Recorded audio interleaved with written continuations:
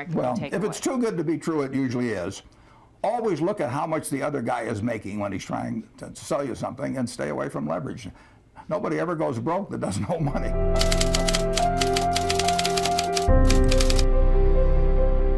Everything anybody does or doesn't do, you're drawing inferences from, including your partner and your opponents. You're working with a partner. I mean, if you don't work well with partners, you're not going to have a winning bridge team over time.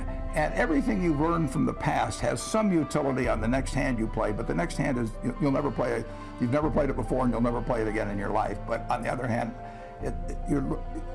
the problems you've solved in the past are useful in solving the problems there, and you have to keep paying attention all the time. I mean, you can't coast.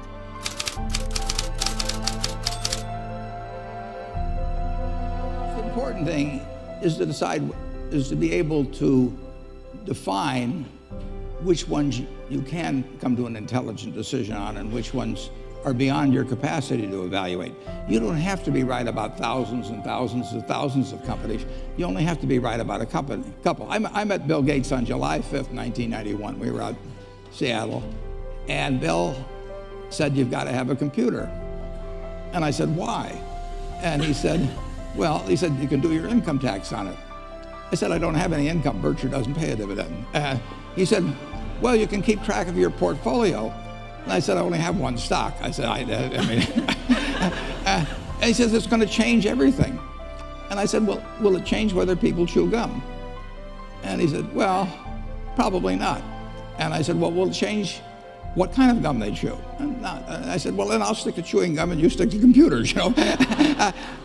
I don't have to understand all kinds of business. There's all kinds of business I don't understand. But there's thousands of opportunities there. I did understand the Bank of America, you know, and I'll be able. I'm able to do that. I'm able to understand some given percentage. But Ted Williams wrote a book called The Science of Hitting, and in The Science of Hitting, he's got a diagram. It shows him at the plate, and he's got the strike zone divided into 77 squares, each the size of a baseball.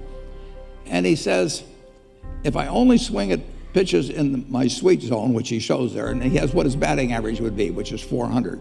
If he had to swing at low outside pitches, but still in the strike zone, his average would be 230.